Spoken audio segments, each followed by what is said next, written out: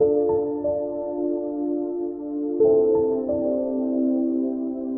you expect to achieve your goals, if you expect to reach your potential, if you expect to have your dreams come true, what I'm about to explain to you is mission critical. You must become a master at visualization. For those of you that are like, what the heck is she talking about? I did not sign up for some sort of meditation woo-woo spiritual thing here. Don't worry, this is Mel Robbins. There's always science and research involved in everything that I talk about. So visualization is an extraordinarily powerful skill. You may have heard of the law of attraction. You may have heard of the word visualization. You may have heard of the word manifesting. I call it seeing signs. Your brain has a system in it. Here's the technical term. It's called the reticular activating system. It is a network of neurons all up in here. And what is the job of the reticular activating system? It is a filter system. It's basically a system that allows certain information in your brain and it blocks out other information. And guess who programmed that filter? You did. And so did the people from your past. And so if you constantly feel like you're unlovable, guess what? Your reticular activating system is going through the day and it is going to point out every single piece of evidence that confirms that negative belief that you have. If you think that people don't like you at work, the reticular activating system, the filter, it is literally going to be looking for evidence to confirm that belief all day long. This is one of the reasons why we have such a problem with politics in this country. This is why there's something called a confirmation bias. Confirmation bias means your mind loves to read things that you agree with, because reading things that you agree with confirms your filter. Why do we have a reticular activating system? There's a really important reason why you have this. The reason why is if your brain let in everything. Have you ever looked at a Facebook page? Have you noticed how many words are on a standard Facebook page, and the ad over here, and the ad over here, and the ad over here, and the ad, and the news feed right here, and the stuff up here, and all this over here? If your brain took in everything at equal value, your head would literally explode off your shoulders. Your brain would melt down. And so the reticular activating system protects your brain by filtering information and only letting in stuff that it agrees with. So that's the scientific reason and mandate for why you got to get busy reprogramming that thing. Because now we're going to talk about visualization and how you use it in order to start to reprogram the reticular activating system in your brain so that your brain starts to spot opportunity. Your brain starts to spot evidence that things are working out. Your brain starts to spot coincidences so you can build momentum. And it begins with visualization. So as you take your goals, right? So you've written down all these goals, right? I want you to go to each one and I want you to do a visualization exercise. And here's how you're going to do it based on science, because there's a particular way you have to do this based on science, okay? It's a two-step method. If your goal is to improve your self-worth, I want you to visualize what your life looks like and how you're going to feel about yourself when your self-worth has improved. There's two things that you have to do when it comes to visualization. You have to close your eyes. Truly, I know it sounds stupid, but I want you to close your eyes, and I want you to, in your mind, have a specific picture of what it looks like in your life when your self-worth has improved. You're going to see yourself speaking up at work. You're going to see yourself talking more about your business. You're going to see yourself leaving bad relationships. You're going to see yourself defining boundaries. You're going to see yourself going to the gym. You're going to see yourself taking care of yourself. And when you start to visualize the image of that, I want you to consciously, this is step 2, consciously think of the positive emotions that you're going to feel. I'm going to feel happy. I'm going to feel proud. I'm going to stand taller. I'm going to be so grateful that I made this change. Marrying the specific picture. Oh, there I am. There I am. I'm at work and I'm raising my hand. Amazing. I'm sharing my idea. There I am. I'm getting a promotion. There I am asking for a raise. There I am. I've just signed up another customer to my business. There I am. I've gone back to school. I feel so good about myself. When you do that, here's what's actually happening in your brain. This is the cool science part. You are training your brain to have a totally different filter. You see, your brain, my brain, it doesn't know the difference between something that actually happened to you and the things you imagine that are happening to you. Let me say that again. Your brain doesn't know the difference between the bad things that actually happened to you, the real memories that you have, and an imagined memory that you're creating. Your brain will experience you visualizing going to the gym, you visualizing how happy you feel when you do, you visualizing asking for that raise and getting it and how proud you're going to feel. Your brain, when you visualize in the way that I'm teaching you to, it encodes it as a real memory. And that's important because when you encode it as a real memory, it changes the filter system, that reticular activating system. And here's what we know based on research. The more you visualize things, number one, the greater your confidence is going to be, the greater security you're going to have about it. And here's the really cool thing. The more you do this with your goals, you wake up every day and you just visualize. It takes 30 freaking seconds, for crying out loud. You visualize having a great day at school. You visualize curing your panic and how proud you're going to be. What studies suggest and have proven is that simply visualizing yourself doing things actually develops the skill and helps you improve the skills, just as if you were actually doing it. And so there's proof based on research that visualization helps you build skills. And then finally, the other thing that's really important about this is that the more that you do this, what we know based on research is that the reason why you start to believe what you think is because you are reprogramming your brain. You are changing the network of neurons that act as a filter. And so the more that you actually believe in yourself and you start thinking and visualizing yourself speaking up, the more confident you're going to become, the more skills that you're building, and you're actually going to do it. And then instead of looking for all the reasons when you're sitting in a meeting to not speak up, you're going to just speak up. Because you're going to have changed the filter. You're going to look for opportunities. This is how it works. This is why this is so incredibly important. And so day one, I want you to go through all the goals that you set. And I want you every single day throughout the next 30 days, you are going to spend 30 seconds. Your dreams deserve 30 seconds, don't you think? You're going to close your eyes and you're going to visualize, what does it look like in your life when you have achieved your monetary goals this year? How does it feel to go to the bank and see that balance? How does it feel to be able to write that check and take your kids to Disney World on money that you made? How does it feel to be able to rent your own place or put down a down payment for the house you've always dreamt of?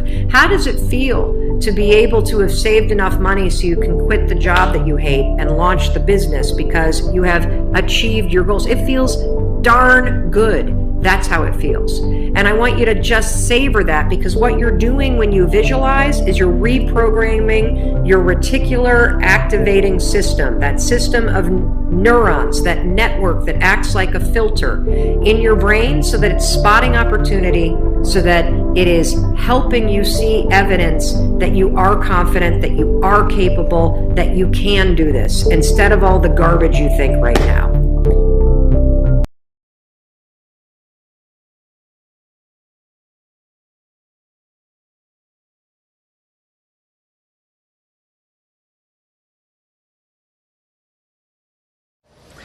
Here is a simple lesson. We've got to learn how to make decisions. And most people don't know how to make decisions.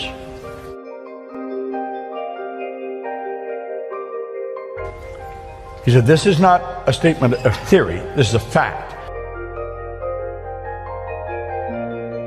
I was doing this when I was cleaning floors. No education, I didn't know how to run a business. This is powerful stuff. That's why successful people make decisions so fast. They know what they want. Let those lines represent levels of vibration. Every frequency is connected to the one above and the one below. They're all connected. There's no line of demarcation where one frequency stops and another starts. They're all connected and they're all together. Think of this. That's my phone. That represents my phone. This represents your phone. If I want to talk to you on your phone, I've got to get on your frequency. The second I'm on your frequency, you and I are connected. It doesn't matter where you are in the world. If I dial your number, boom, like that, I'm connected to you. Makes no difference where you are. I could take a picture here, I could hit send, and simultaneous with me hitting it, you've got it. There's a great lesson here for us. We seem to have a basic understanding of this. I think what I'm saying here, everyone in the room understands this when we're using our phones. However, when it comes to life, we get lost. We don't seem to understand it. Well, let's try and understand it with respect to decisions. We operate on frequency. My voice is being amplified on a particular frequency. You and I think on frequencies. Thought is energy. Do you know your thoughts are the most potent form of energy there is? Your thought would make the laser beam look like a toy.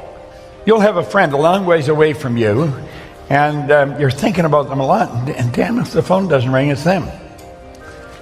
You see, you're thinking, your thoughts activated cells in their brain, that got them thinking of you, and they phoned you. We do this all the time, okay? Now, let's suppose this is the frequency that you're thinking on. If that's the frequency you're thinking on, that's going to dictate the results that you get. The results you get are nothing but the manifestation of your own thinking. We become what we think about. That is the one point that every great leader has agreed on. They've disagreed in virtually every other idea, but that one, we become what we think about. Now let's clearly understand, nothing is created or destroyed. All science and all theology teach that. All the ideas, it's all the knowledge there ever was or ever will be is omnipresent. It's all here. We didn't have to get it. We've already got it. What we got to do is tune into it. So let's say that's where we want to go. This is where I am. That's where I want to go. How do I get there? Well, I'll say I'm going to do that. This is where the average person's thinking. You can relate to that. I'm going to do that as soon as the kids are out of school. That's not going to do it. I'm going to start my own business as soon as I get the money. And you know, you do that, and pretty soon the decision fades, and then the goal fades. Why? Well, you didn't get the money, so you couldn't do it. Problem was, you didn't have the money. You talk to anybody that's high in finance, and they'll tell you the money is never the problem. Ideas are the problem. You got the right idea, you'll always find the money. Well, you see, we're thinking down here on this frequency. Your mind and your thoughts are down here on this frequency. What you want is up here on a higher frequency. You cannot get what you want up there while your thoughts are down here. Your mind and thoughts must focus on the same frequency as what you want. If you want it, it's already here.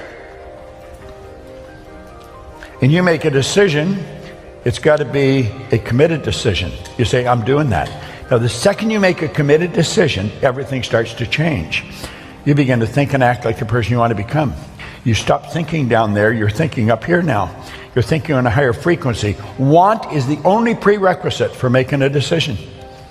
Doesn't matter whether you have the money. Do you really want it? If you really want it, you will get it. But you've got to really want it. Yet you also have to understand that everything you need is here. But you've got to be specific. You could be a waiter, somebody leaves you a nice tip, you got more money. That's not it. You've got to be specific how much more money. You know exactly what you want. Yet you don't have to know where it's going to come from. You do not have to understand all the basic principles between sending the picture to the person on the other side of the world for it to get there. All you have to do is know how to do it. Want is the only prerequisite for making a decision. That is so important, you should write it down. Write it somewhere that you're going to see it often. Maybe get a sign and put it up in your house. This is such powerful information, you'd think it would be taught in all schools. The truth is it's not. It's rather sad because it can be, but it's not. You only have to know what you want. It doesn't matter whether you've got the money. That makes no difference. It doesn't matter whether you've got the resources. That doesn't make any difference. It doesn't matter if you know the right people. It doesn't make any difference. Now this sounds so preposterous to a person that's never studied this. Listen, the money is here. You know that song, Love is in the Air? You know the song? Well, change the lyrics. The money's in the air. It is. When you're in harmony with it, you will never stop it flowing to you. Money goes where it's invited, and it stays where it's welcome. Listen to most people. The way they talk about money, you think it was the worst stuff in the world. I get so sick of it. I just never have enough money. Well, they're getting very angry. Hey, why don't you change your attitude? Now, you see, that really sounds stupid. Here they are, they're in need of money, and somebody says, change your attitude. They don't even know what attitude is. Yet it sounds like we need so much more than attitude change, but really, that's all I changed. So you've got to understand what attitude is. See, there's a power flowing to and through you, Daisy. It's flowing right into your consciousness. It has no form. It's a clear, unadulterated power, and as it flows into your conscious mind, you have the ability to make out of it anything you want. And you know something? I don't know if you know what you want, but you are a persistent individual. You are naturally persistent. You're genetically designed that way. We can do anything. We've got the faculties to do the job. Most of us are going by what we hear, see, smell, taste, touch. But your lessons come from your inside world, not outside, inside. And you have to use your higher faculties. Perception, the will, reason, imagination, memory, intuition. Want is the only prerequisite for making a decision. You've got to get this, burn this into your mind. You don't even have to understand this in any depth. Just accept it. If you really want it, that's all you need. You don't need the money. You don't need to know how you're going to get it. You don't need to know any of that stuff. But you've got to really want it. You see, when you really want it and you make a decision, you flip your brain onto the frequency that you have to be on. The way to get it is already here. But you've got to get in harmony or you're never going to figure it out. That's why when you get on that frequency, that's the only information that can come to you. Yes, the information you need to get there. You've done this. You've done this in different times, not really understanding what you've done.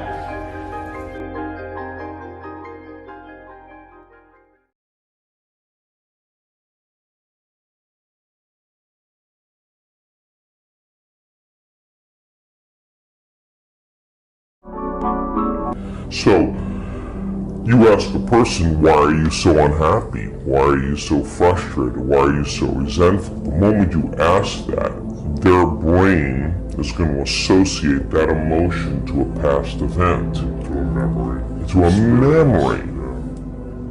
That's because they have nothing to look forward to in their future. So if you're not being defined by a vision of the future, it just means to me that you're more in love with your past than you are with the future.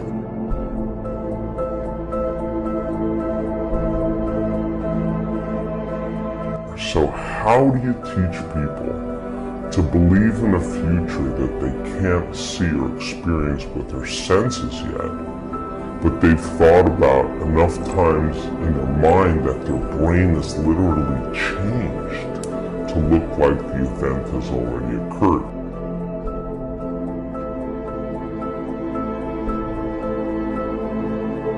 The latest research in neuroscience says that's absolutely possible. We know that. And how do you teach a person to select a new possibility in their future and begin to emotionally embrace that future before it's made manifest?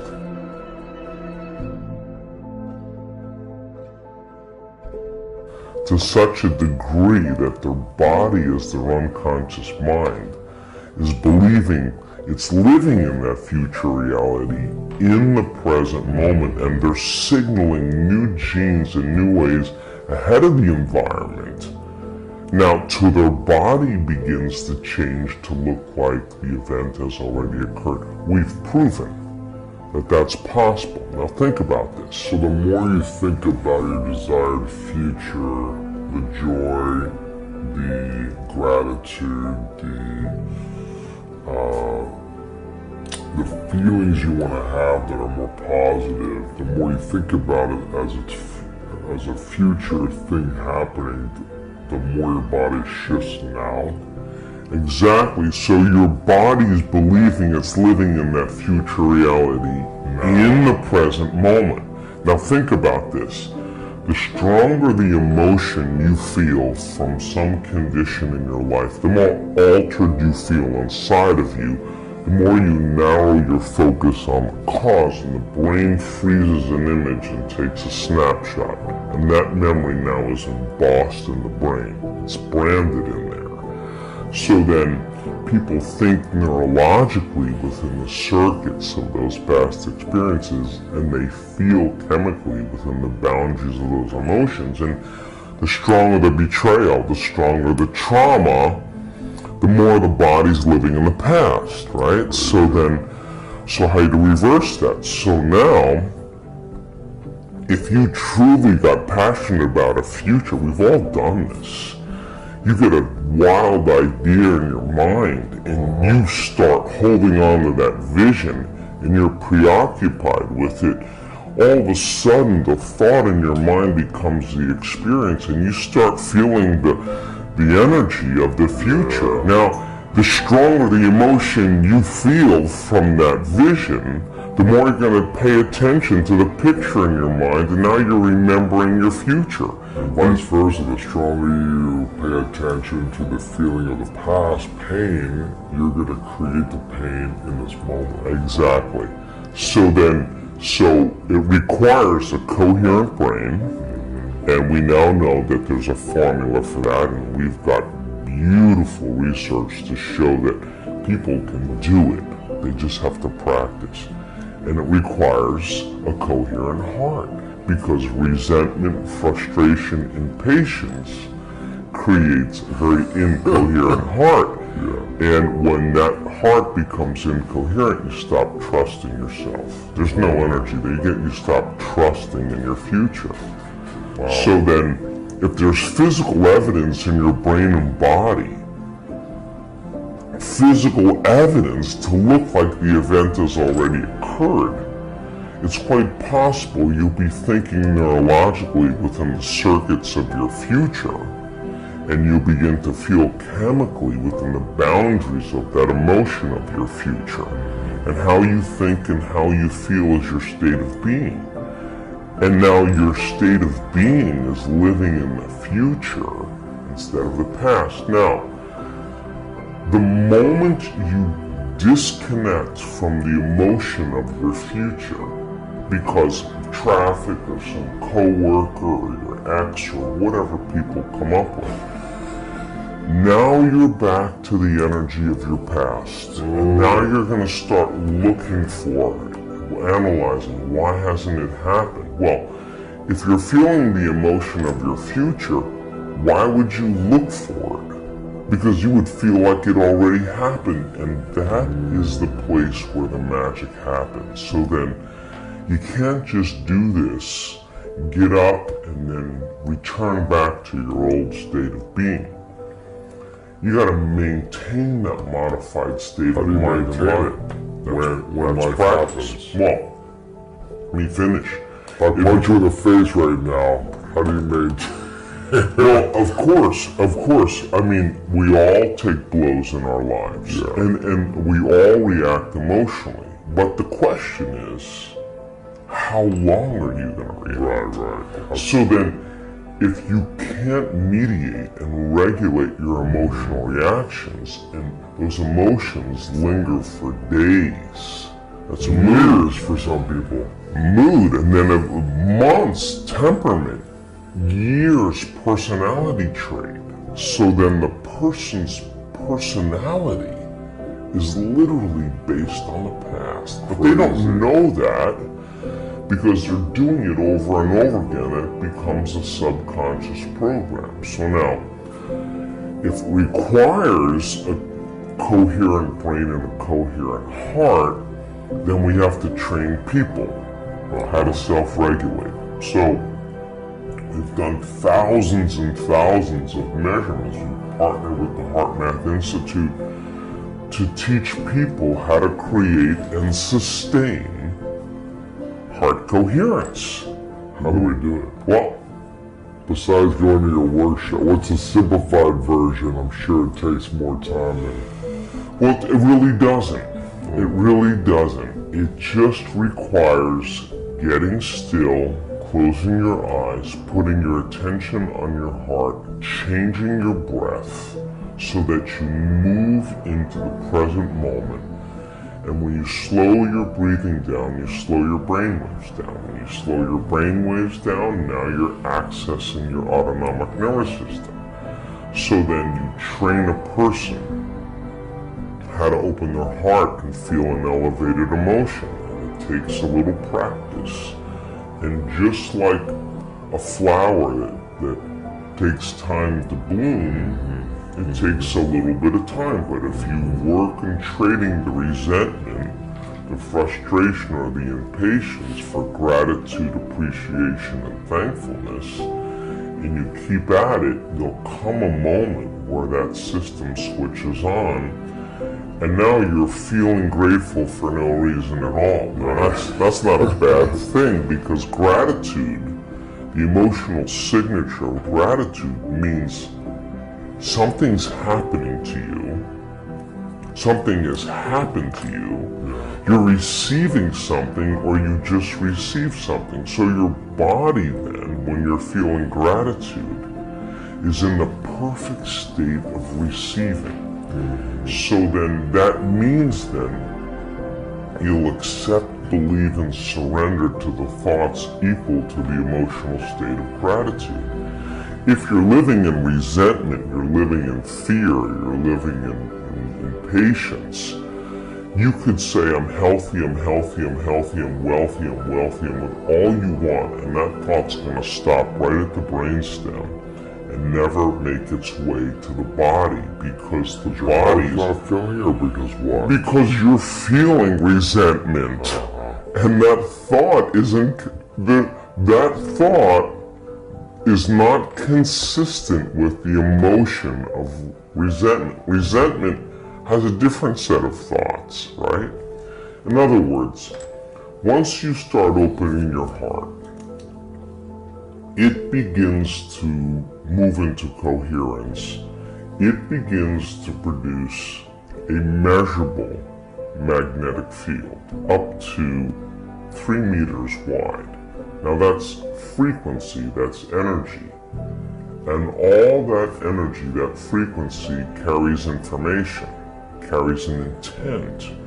So then when you're feeling gratitude and your heart is open, you're broadcasting energy into the field. Now, a frequency.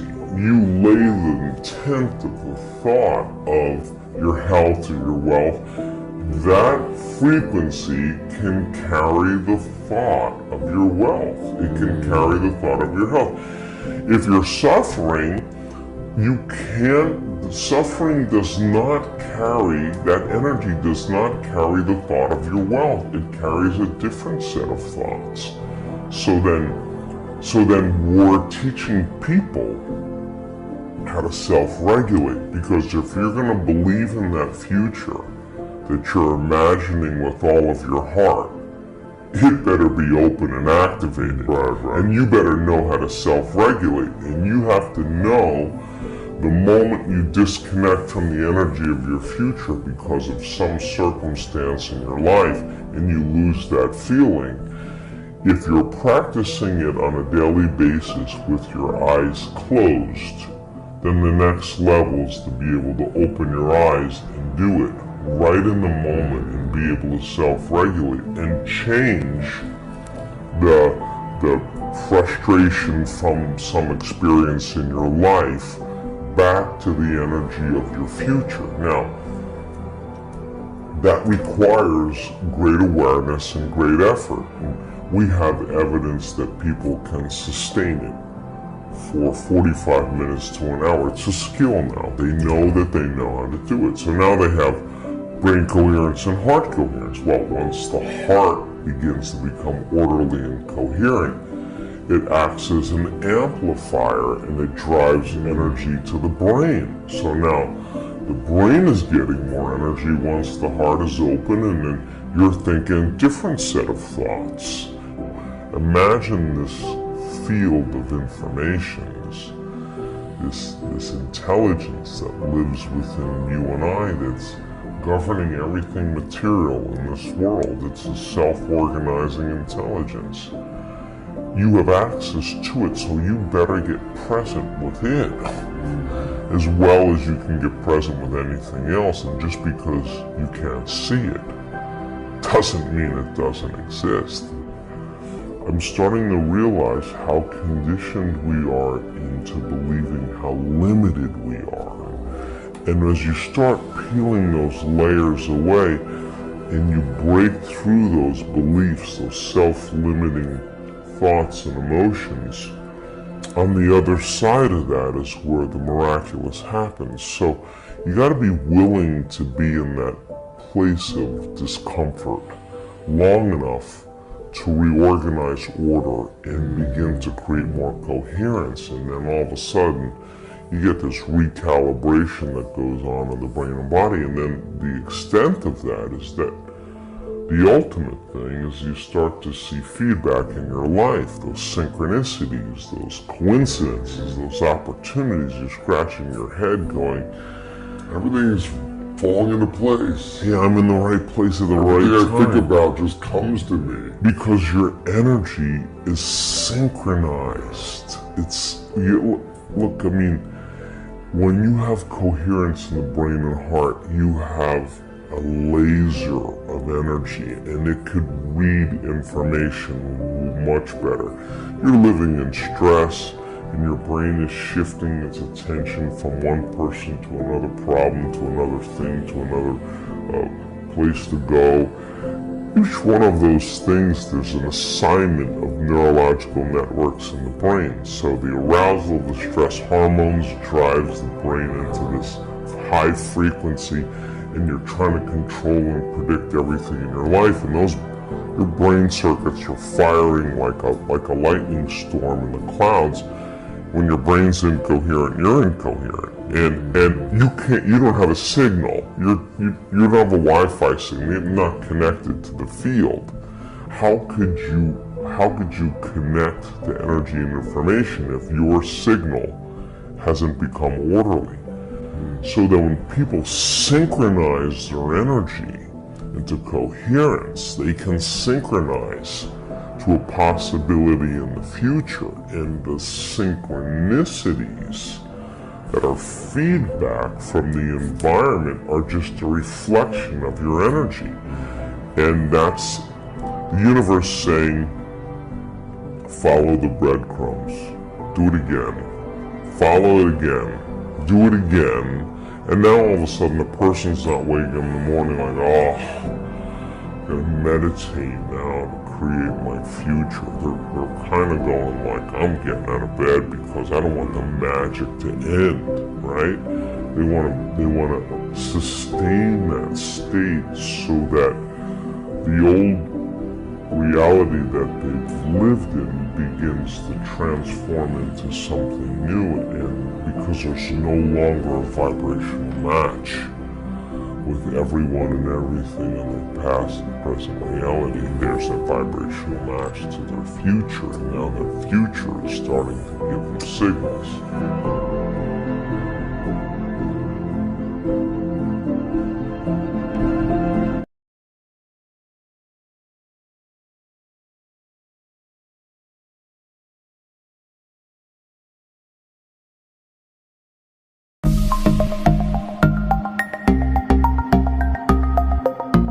Hey guys, it's Brendan. In this video, I'm going to talk about the power of habits and the number one thing you must do if you're ever going to maintain your habits. Now, I know you all have big goals, big dreams, big aspirations, just like I do. You've got ambitions to become an amazing person, to build your career, to create, to contribute, to give, to be an awesome human being. But all of that is impossible without great habits set up.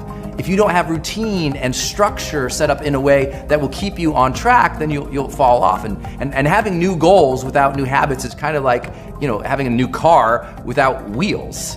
The habits are the wheels. They're the things that make you able to achieve the goals. So you got to have good habits. But the challenge for most people isn't that knowledge. I mean, you need to have good habits. It's you can't keep the habit going, right? Have you ever started at the new year, you're gonna get healthier, and you start that habit of working out on a more regular basis, and then it goes away? Or you say, I'm gonna be more kind and more patient and more awesome to my partner, my lover, and you start being nice for 2 or 3 days, and then on the 4th day, you're a jerk, and you're like, what happened? I said I was gonna be nicer. It's that you didn't set up the most important thing you needed to maintain a habit.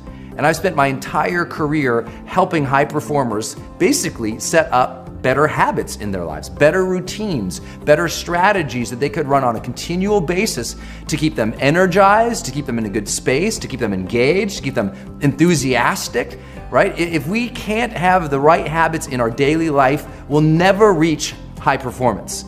And that's my job as a high performance coach, is get you to your top level. So what's the biggest secret I've learned in almost 20 years in this field? It's so simple, but most people don't have it. It's called trigger moments. You have to set up trigger moments to activate your habits. What do I mean by that? Well, let's say you want to become a better person.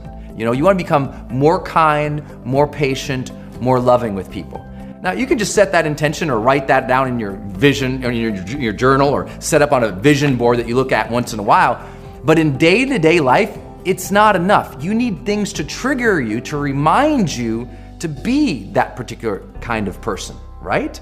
It's almost like if you could have a little angel speaking in your ear all day long to tell you what to do and how to be, you'd obviously become better. Well, that makes sense. Well, let's use that idea. Let's use that idea by setting up alarms on our phones that trigger us to do the very things we need to do. This is gonna be so basic, you're gonna laugh, and then I'll also tell you how I've literally taught this to Fortune 50 CEOs, and they said it was the one thing that changed their life the most dramatically. So let's start with this. Let's have a goal in mind. Let's say you want to become more present and calm throughout the day. Again, you could write that down on a journal. I'm gonna be more present and calm. You could meditate in the morning saying, today I'm gonna be more present and calm. And you could start out with good intentions, but those fall apart without a trigger moment set up throughout the day to remind you that. So what if you did this? What if you just set up on your phone 3 alarms during the day with a label that said, close your eyes, take 10 deep breaths in, remind yourself to be calm. So let's say you're going through your day, it's crazy, right? It's 10 a.m. and all of a sudden, bing, your phone goes off. You look down and it says, close your eyes, take 10 deep breaths. And then again, it happens at 2 o'clock. And again, it happens at 6 p.m. And again, it happens at 8 p.m. What's gonna happen? You always look at your phone, don't you? It's gonna go throughout the day. You're gonna forget. And the funniest thing is, I've had so many people do this worldwide. We're talking about hundreds of thousands of people I've taught to do this. Hundreds of thousands. And they tell me all the time, that changed everything. And you'll think, once you set it up, that the next day, you'll forget about it. No, that alarm will go off. You forgot you set the dang alarm. There it goes off in your face, and you're like, all right, I'm trying to be calmer and more present. Close my eyes, take 10 deep breaths, reground myself, here we go. You can't do it once a day. You have to have moments throughout the day that trigger you to enact the new behavior. I know this makes sense to you, but it's a challenge for a lot of people because they never set those things up. So what if you did it with an alarm? So for example, for me on the opposite spectrum, I don't want to just be calmer and more present. I want more energy throughout the day. So here's what I do. One of my big trigger moments is every time my butt hits a chair, I don't care if I'm on a plane, I grab my phone, I open the timer, and I set 50 minutes. Now at 50 minutes, the timer goes, bzzz, it starts buzzing, and I look at that and I go, oh, that's my trigger to get energy. So I stand up, I go get some water, I take a glass of water, drink it down, I do some stretches, and I do some exercise just really briefly, or I'll go for a walk, whatever it is, but I'll do something that usually takes just 2 to 5 minutes. Then I'll sit back down, I'll set that 50-minute alarm, and I'll work. And what that does is every 50 minutes, it triggers me to change how I'm physically moving. It changes my attention so that throughout the day, I'm continually refreshed.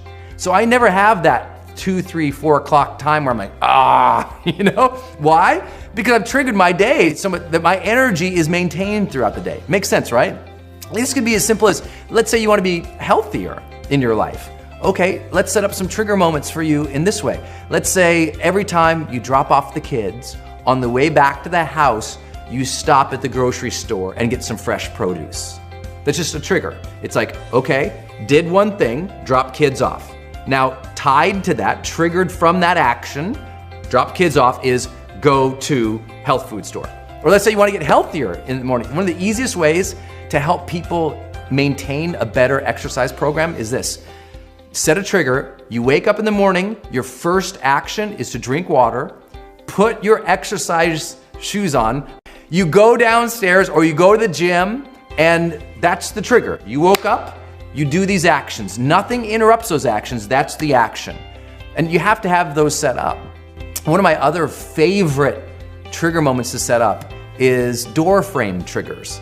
What do you mean by that? When you walk into a new room, to have a psychological trigger go off in your mind that you've associated with that door frame. So let me give you an example. If I walk into my house at night, if I've been working all day and I'm gonna walk in, I'm gonna see my lady, I have it so when I ever walk through the doors of my house, 3 words repeat off immediately in my mind because I've done it so many times consciously. I went to the door, I said the 3 words, said the 3 words, said the 3 words, and I did this so many times that now when I walk through a door, my mind automatically triggers those 3 words, and I remember to be those 3 words. So what words would you love to have describe you as a person? That you would be happy if that was how people described you? What would those words be? Have those and now set them up in your life. I teach executives to do this as well. I have them have a door frame trigger when they walk into their office in the morning. As soon as they walk through that door frame, they have, boom, 3 words go through their mind about how they want to be perceived as a leader. I have them set up another door frame. Every time they walk into a meeting, into the conference room, when they walk through the doors of the conference room, they have another 3 words that trigger off for them. And it just reminds them how to be. So these aren't big, crazy things. A lot of people think they have to completely change their life. What would change your life completely is setting up more trigger moments and associations that when you see something, you do this. That when this action is taken, then that happens. That when you have the opportunity to set up alarms on your phone, you set them up so that you're interrupted in your everyday life to remind yourself to stick to the habits, to stick to the intention. You do that enough on a continual basis, you'll find yourself in so many ways completely rejuvenated, and I promise you'll stick to your habits even more. And once you do that, you know that everything changes. I hope that serves as you're thinking about your next set of habits. I challenge you to sit and think, what are the trigger moments I could set up during the day to keep me on track? I promise you, if you set up these trigger moments in your life, you'll start to feel much more energized, engaged, on track, and you'll experience what we call the charged life.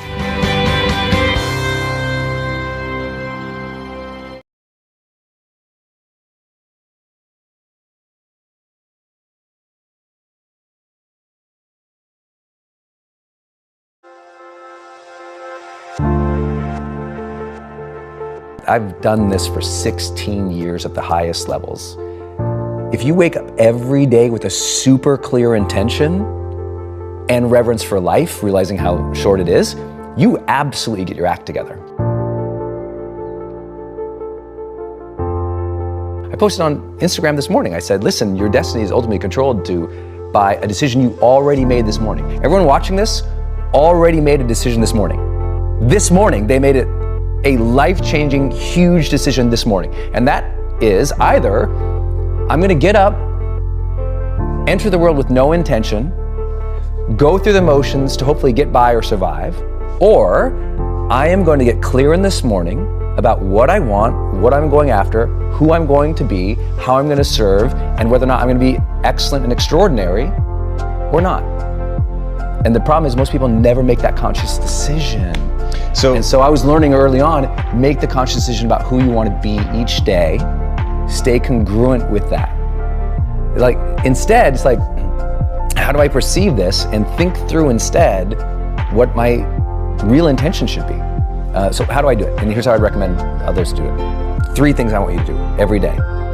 First, I want you to write 10 prompts for the morning for yourself. 10 prompts. Those prompts for you might say, how can I be a great mother today? How can I show appreciation to someone on my team today? It might say, how do I care for my health today? It might say, 3 words I want to keep in mind all day. You know, the message I have for myself today is this. The most difficult thing I'm going to face today would be this, and the best way my best self could overcome it is this.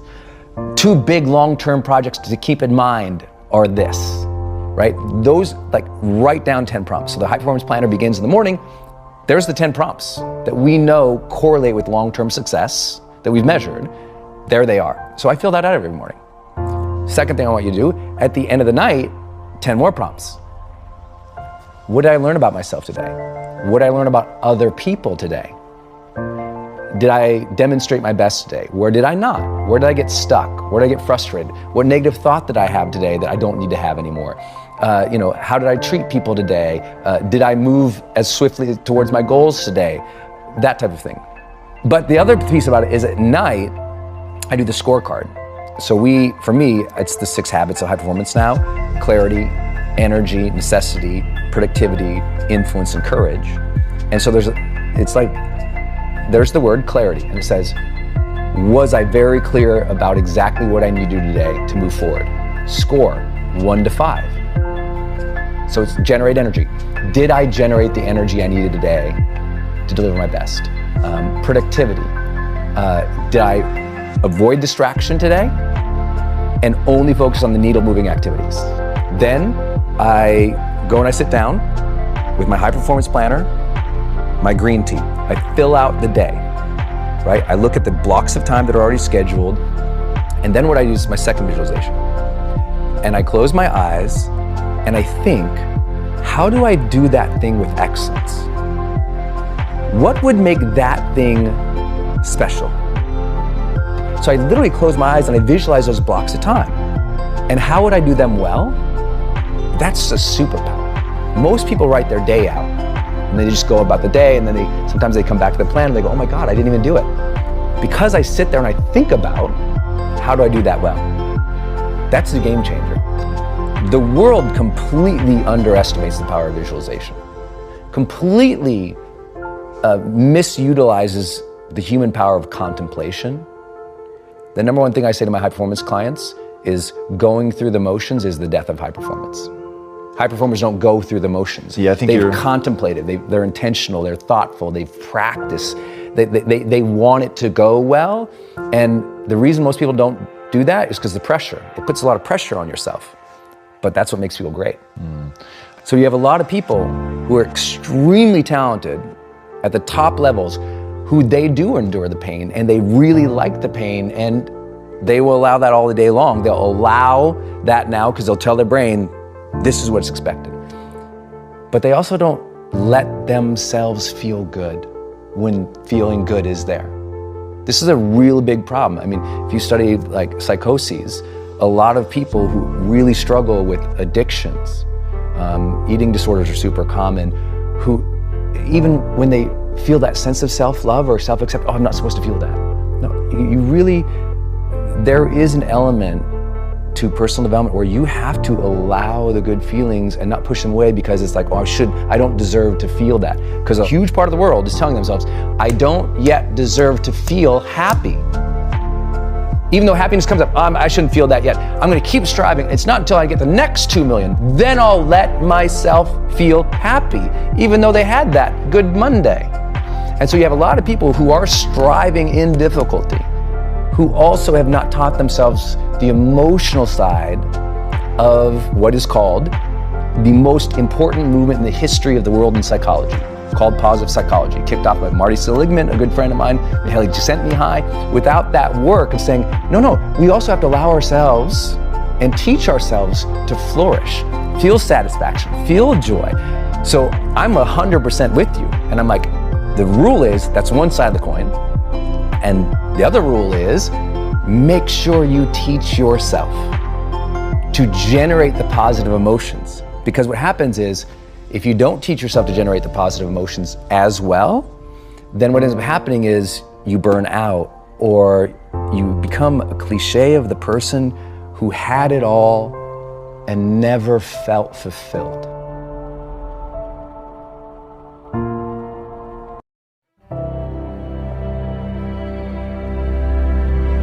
Let me give you 3 steps to start life change that can change your life, your personality, your lifestyle, everything can change.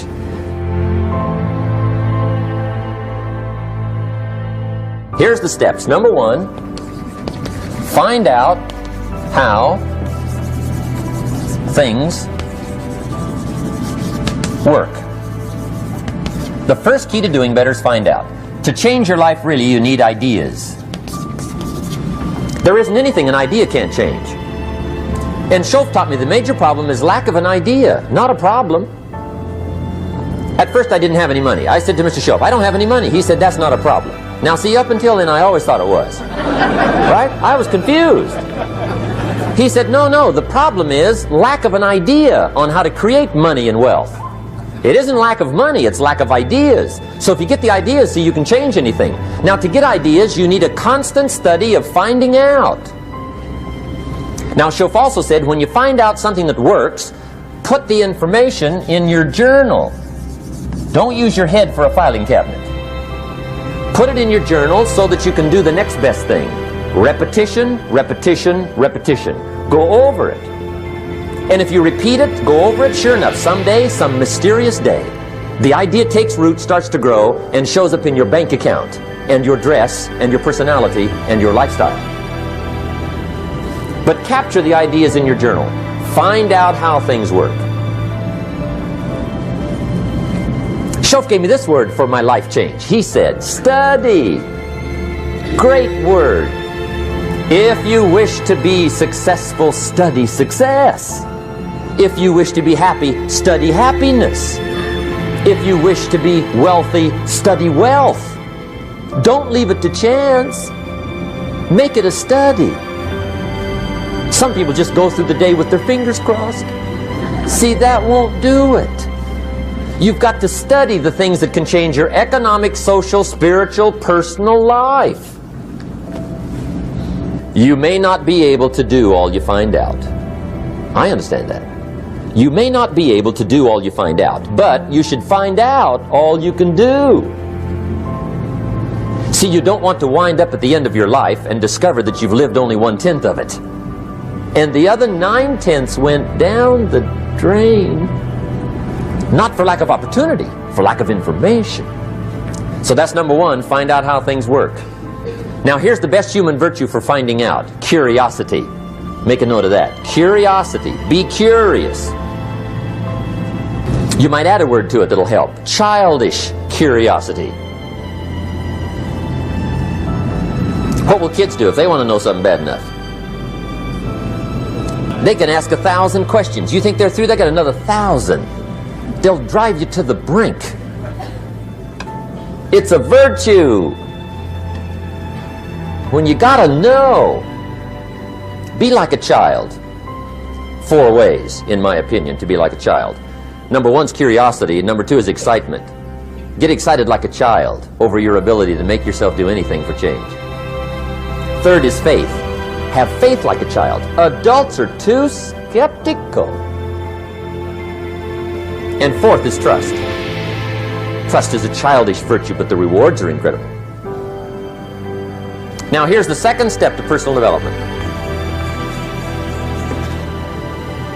Okay, number 1 was find out how things work. Here's number 2. Go to work.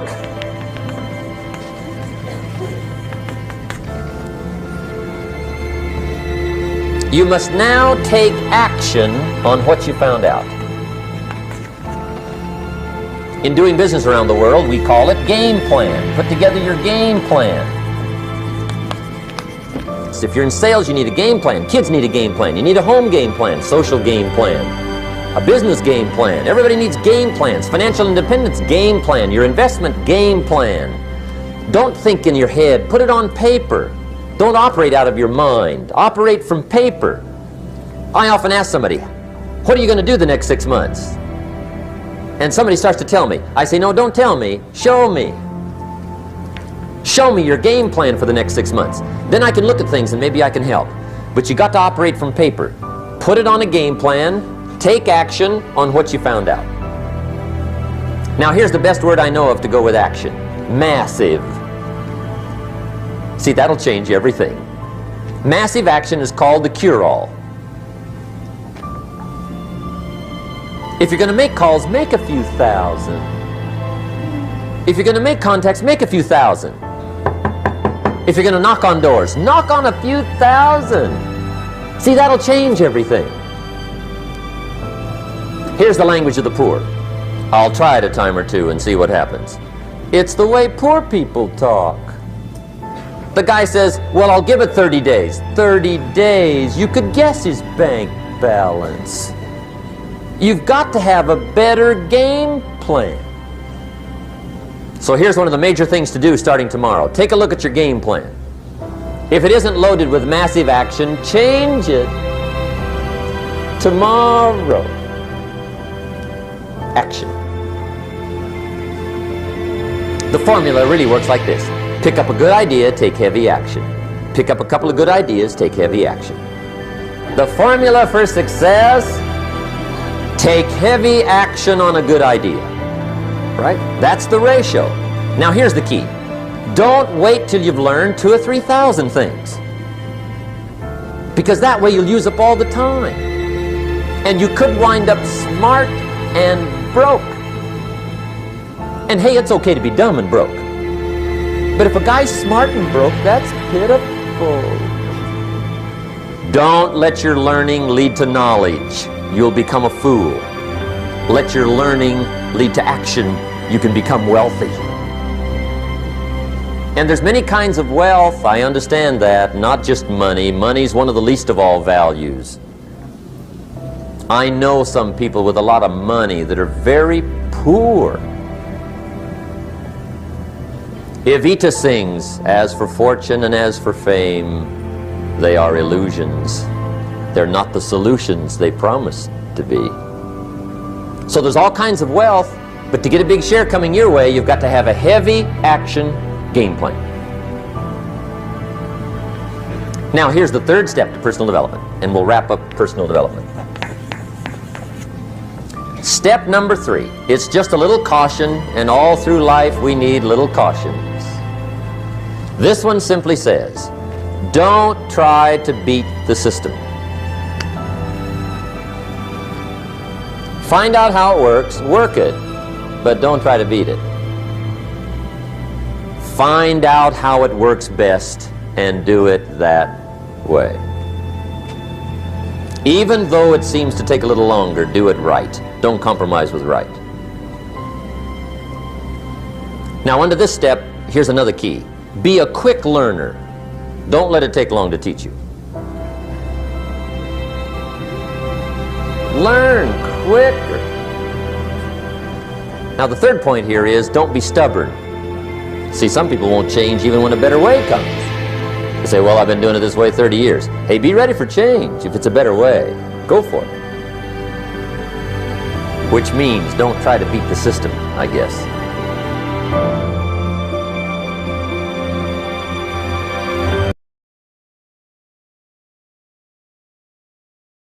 I'm a huge fan of the book Thinking Fast and Slow. I don't know if you've read it. Yeah, it's a great book because for me it's got a really close pattern connection again to what I studied. So just understanding System 1 and System 2, if anyone watching hasn't read it, I highly recommend it. Just being able to differentiate between System 1 and System 2, as Daniel Kahneman calls it, in the Vedic philosophy we call differentiating between the mind and the intelligence. Knowing how to differentiate the voices in your head is the first level of self-awareness. The biggest challenge is that there's just so much noise.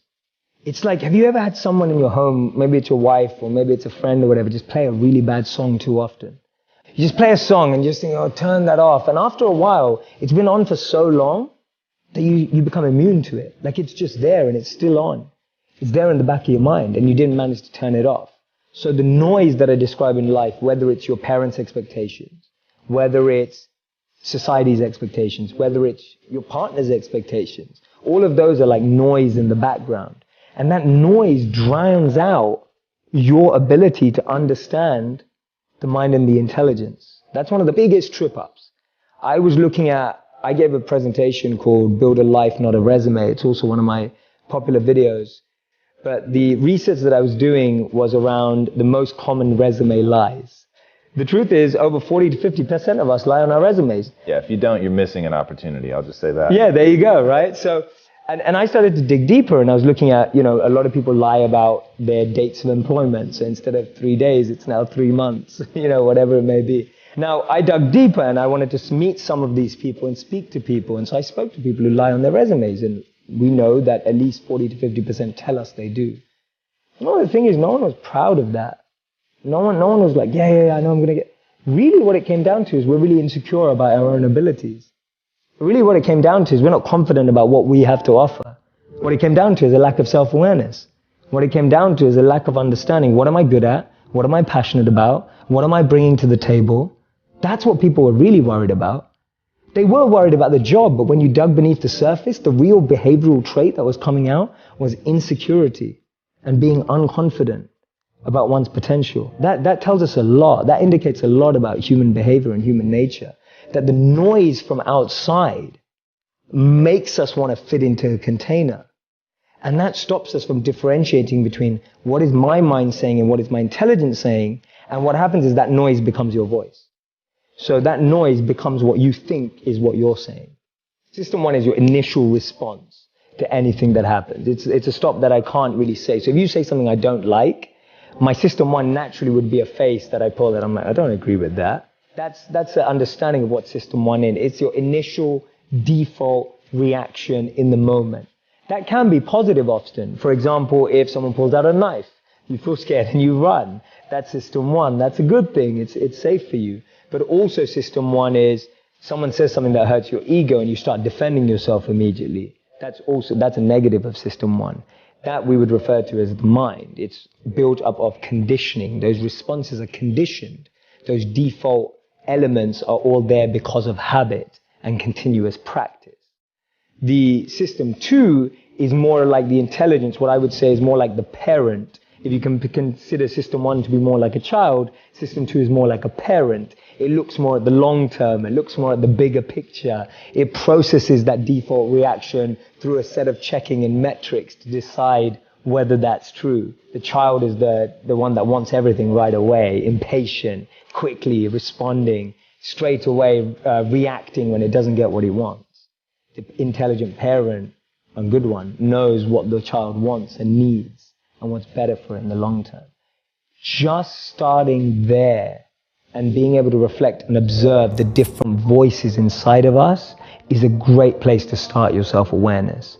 Because the biggest challenge is that most of us don't know what we're listening to. And most of us don't even know that there are more than one voice inside of us. Just getting over that line is a huge win. Because now at least you're trying to differentiate between what you're hearing. And that's going to help you make better decisions in the future. So how do I find my passion? My simple model, which is the Dharma model. Dharma means eternal duty in the Vedic tradition. It's very similar to what Ikigai is being spoken about today, which is a Japanese version of reason for being. Why do we live? Where is meaning coming from? And it talks about an intersect of 4 areas. What am I good at? What do I love? What does the world need? And how do I get paid for it? To me, those 4 help you unlock your passion. When you find the intersect across all of those 4, you're making your passion your purpose. You'll unlock your passion, you'll find your purpose. This is path 1. There's 2 paths. Path 1, I find my skill set and I engage it to help other people and become better at it.